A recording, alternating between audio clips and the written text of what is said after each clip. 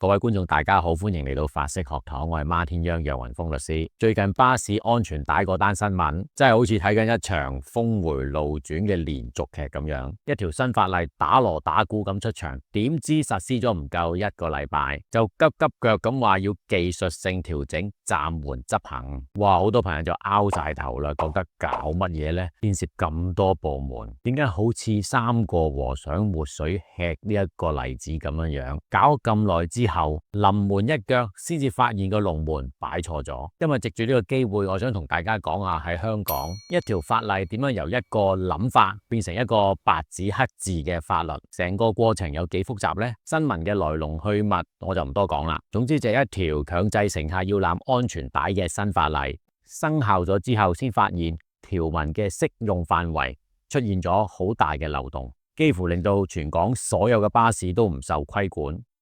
結果要緊急叫停，呢個情況就引申咗一個我哋好值得探討嘅問題。我哋成日講香港係法治之都，咁到底一條法律係點樣煉成嘅呢？咁今日法式學堂就用一個得意啲，不過係虛構嘅例子，同大家演繹一下到底立法嘅程序係點樣。一條法例嘅誕生就好似一個超大型5星級嘅廚房，要經過好多部門同埋好多個廚師。由買餸、切菜、醃製到烹調上碟，一步都唔可以錯噶。我哋就用一個假想嘅例子去講一次，就係全港要講唔該嘅法例。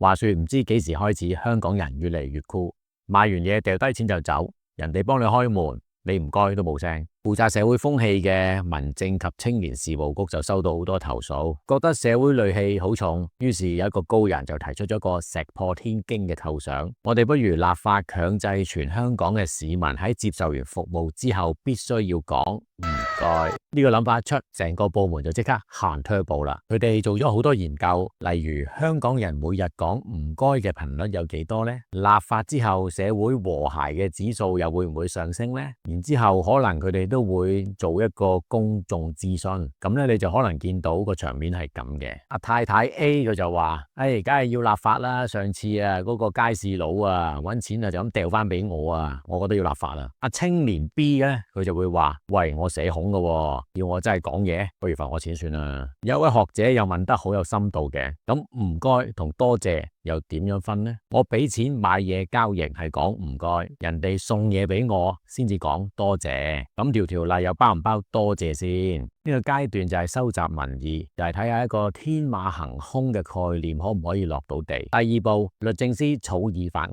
好啦，假設民意話支持，政策局就會將一大堆嘅意見同埋報告交俾我哋法律界嘅律政司，而律政司嘅工作就係要將要人講唔該呢一個虛無縹緲嘅概念變成一條滴水不漏可以執行嘅法律條文。呢個位就好考功夫啦。律政司嘅同事就要慢慢開嘢去界定咩叫做唔該，發音要唔要標準，細細聲講又算唔算，用口型示意又得唔得，講 thank you 又計唔計呢？咁乜嘢叫做接受服務？買杯咖啡喺 ATM 撳錢呢？但係 ATM 係死物嚟嘅，咁又點講唔該呢？有冇豁免嘅情況？係咪喺鬧交嘅時候都要講唔該？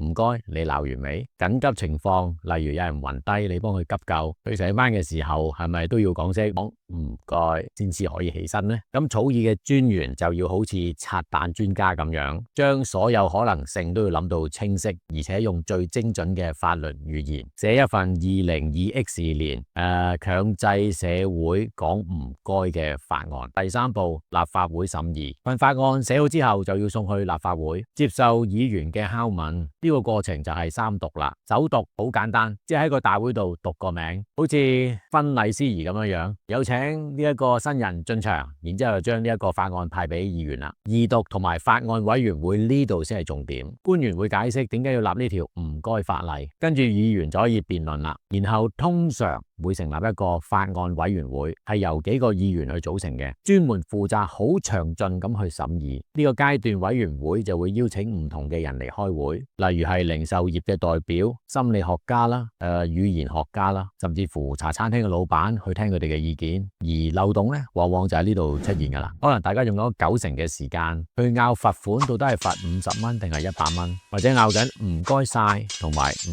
該嘅法律到底有冇乜嘢分別？咁可能就冇人留意到喺法律條文嘅附表上邊有一行細細嘅字寫住，本法例只適用於喺2026年1月1號成立嘅商場。哇，咁即係全港99%嘅舊商場都唔會受到規管，個個都以為其他人會睇到，結果全體人都睇漏眼。三讀委員會睇完晒所有嘅嘢，就會交翻上大會作最後嘅辯論同埋投票。如果夠票通過，咁就生效噶啦。法案通過之後就會交由行政長官去簽署嘅，然後喺政府憲報刊登。刊登之後，法案就會正式成為法律，喺指定嘅日子生效。到時為咗執法，可能都會派咗好多便衣嘅執法人員，專捉啲唔講唔該嘅人。咁樣可能香港嘅 GDP 會係因為罰款，香港嘅庫房會有所增長添。對一條香港法例嘅誕生要經過政策局構思、律政司草擬、立法會三讀審議，最後刊憲生效。今次巴士安全帶呢件事件都說明咗一個道理：制度嚴謹都係由人去執行嘅。當一件工作